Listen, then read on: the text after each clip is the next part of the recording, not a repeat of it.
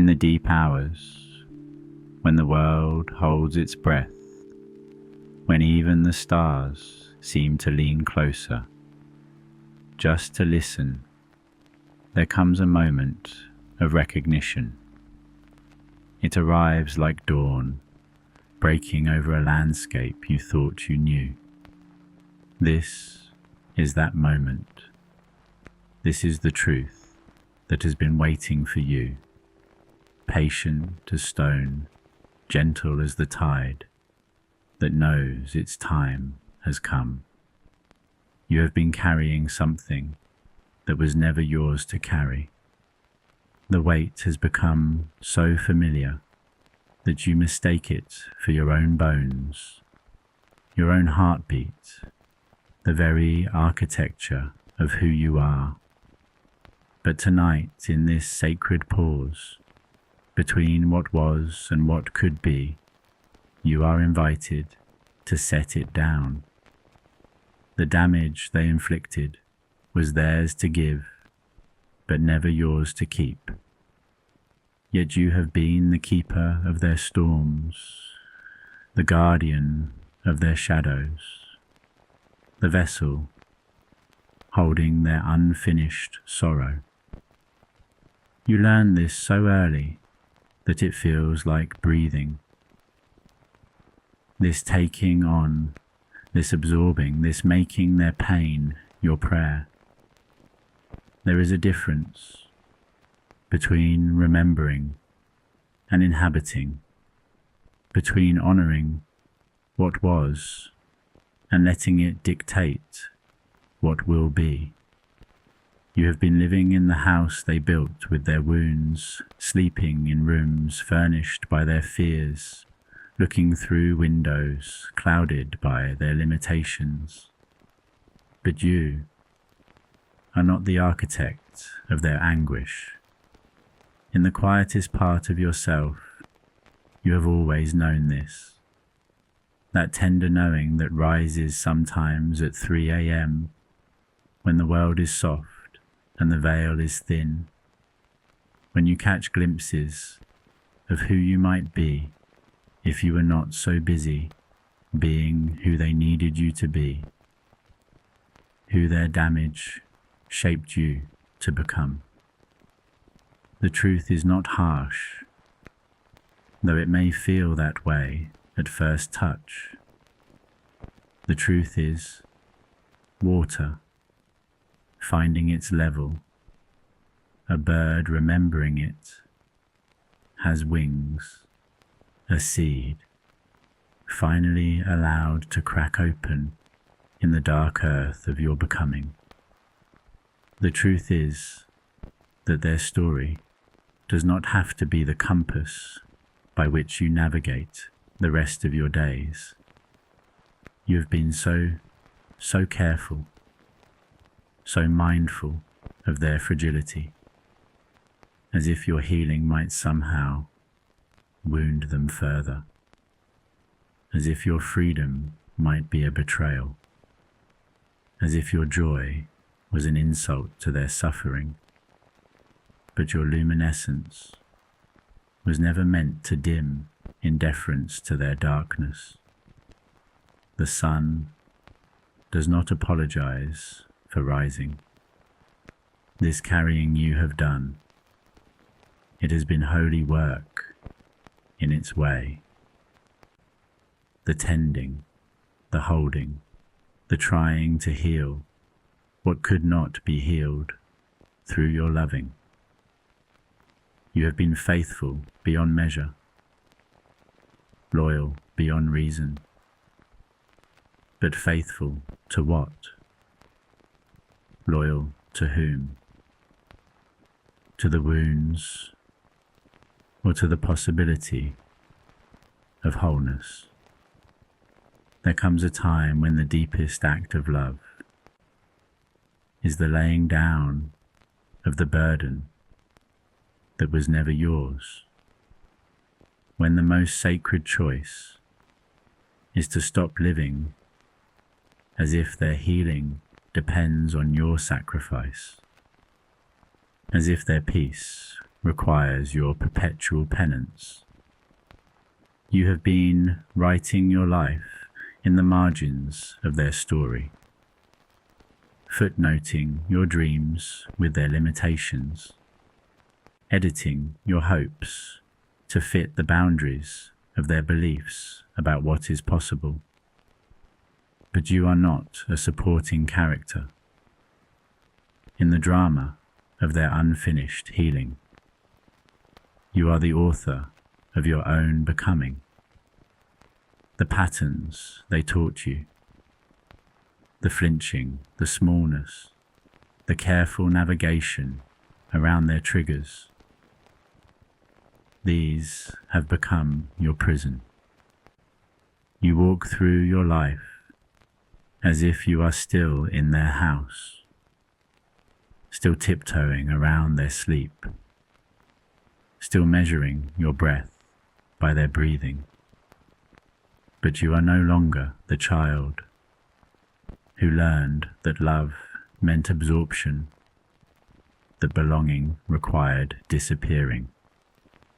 You are no longer the one who must hold their emotions like fragile birds in your chest, who must translate their silence, decode their storms, carry their unexpressed grief like stones in your pockets. The anger you feel, name it. The anger at the years spent managing their moods, translating their needs, becoming fluent in the language of their damage. This anger is not ugly. It is the sound of your true self finally speaking. It is the voice that has been waiting beneath all that careful accommodation. To stop carrying their damage is not to stop loving them. It is to love them clearly, without the distortion of enmeshment, without the confusion of thinking their healing is your responsibility. It is to love them as separate beings, on separate journeys, not as extensions of your own unfinished story. You have been afraid that if you stop carrying their pain, you will lose them. But what you will lose is the version of relationship that required your diminishment. What you will lose is the connection that depended on your wounds staying open to match theirs. The people who truly love you will not need you to stay small to feel comfortable. They will not require your brokenness to feel less alone in theirs. They will celebrate your healing, even if it means you can no longer meet them in the familiar territory of shared suffering. This is about reclaiming the energy you have been investing in their emotional weather, the careful tracking of their moods, the constant calibration of your responses to maintain some semblance of peace. You have become a meteorologist of their inner climate, forgetting that you have your own seasons to tend. Your future is calling, and it sounds nothing like their voice. It sounds like your voice, the one you had before you learned to speak in their language, before you learned to want only what would not threaten their comfort, before you learned to dream only dreams they could approve.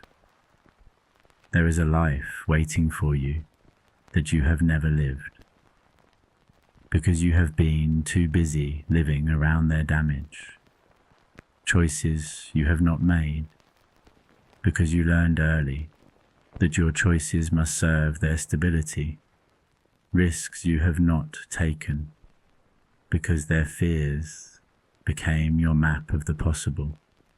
The path forward is not about forgetting them or pretending the impact was not real. It is about refusing to let their unfinished story become your permanent address. It is about moving from the basement of their damage into the full house of your own potential. You have been living as if their healing is a prerequisite for your freedom, but your freedom might be the very thing that finally allows them to face their own work. Your wholeness might be the mirror that shows them what is possible when someone chooses to live beyond the boundaries of old wounds, the loyalty you have shown to their brokenness. Imagine directing that same fierce devotion toward your own becoming, the energy you have spent managing their dysfunction. Imagine channeling that into creating the life that has been waiting patiently for you to remember. It is yours to live. This is not about blame, not about judgment. This is about recognition. Recognition that love does not require you to carry what is not yours. That healing does not demand you remain wounded to keep someone else company. That freedom is not a betrayal, but a birthright. You have learned to make yourself so small that you fit easily into the spaces their damage left behind. But you were never meant to be a placeholder in the empty rooms of their unhealed heart. You are meant to be the full presence of your own magnificent unfolding. The grief you feel as you set down their burden is real and valid. You are grieving the version of yourself that made their pain your purpose, that found identity in the caretaking, meaning in the managing. You are mourning the familiar weight that gave you something to do with your hands, your heart, your endless capacity for caring. But beneath the grief is relief, the relief of no longer having to be responsible for the emotional temperature of everyone around you, the relief of discovering that love can exist without the constant vigilance, without the exhausting dance of trying to heal through proximity. Your nervous system knows the difference between love and entanglement, between care and codependence. It knows the difference between the organic flow of healthy relationship and the artificial life support you have been providing to connections that cannot survive without your constant intervention. This is your invitation to step out of their shadow and into your own light, to stop living as if their approval is oxygen, their comfort, your compass, their peace, your responsibility, to discover what it feels like to move through the world as yourself, not as the version of yourself that keeps everyone else stable. The qualities that made you so good at carrying their damage, your sensitivity, your intuition, your deep capacity for empathy. These same gifts will serve your own healing. But first, you must turn them toward yourself with the same devotion you have always shown to others' pain. You have been waiting for permission that will never come, permission to want more than they could imagine, permission to heal beyond their comfort zone, permission to become someone they might not recognize. But the only permission you need is your own. The child in you who learned to carry their storms. That child can rest now. The adolescent who made their moods your mood, their fears your fears. That part of you can step back from the job of emotional regulation that was never age appropriate, never your responsibility. Your future self is calling you forward, and she sounds nothing like their voices of limitation. She sounds like freedom, like possibility, like the song you were meant to sing before you learned to harmonize only with their discord. This is about choosing your own becoming over their comfort, choosing your own healing over their familiarity with your woundedness, choosing the unknown territory of your own wholeness over the mapped geography of shared dysfunction. The people who belong in your healed life will find you there. They will not need you to carry their damage to feel connected. They will meet you in the country of your recovered self, and the love will be different, cleaner, clearer, free from the confusion of thinking. Intimacy requires injury.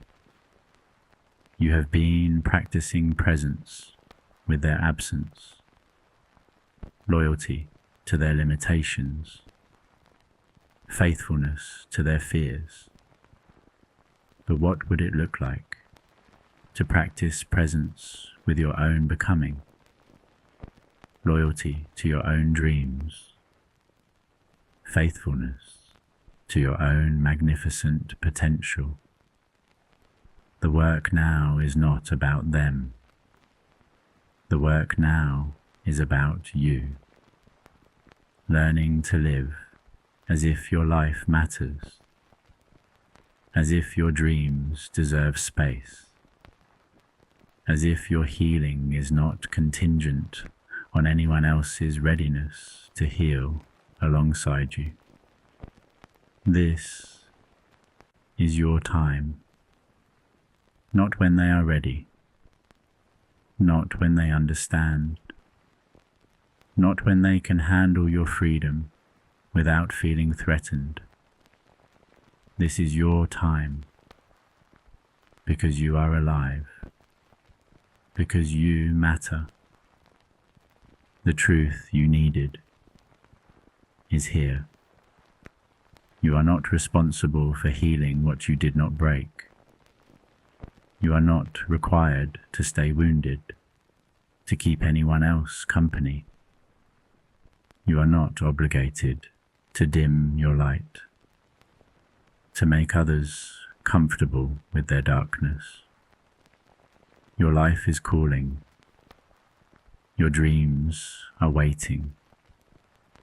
Your healed self is standing at the threshold of possibility, hand extended, inviting you to step into the truth that has always been yours, that you are worthy of a life lived fully, freely, in the magnificent entirety of who you were always meant to become. This is your moment. This is your choice. This is your invitation to set down the burden that was never yours and pick up the life that has always been waiting for you to claim it.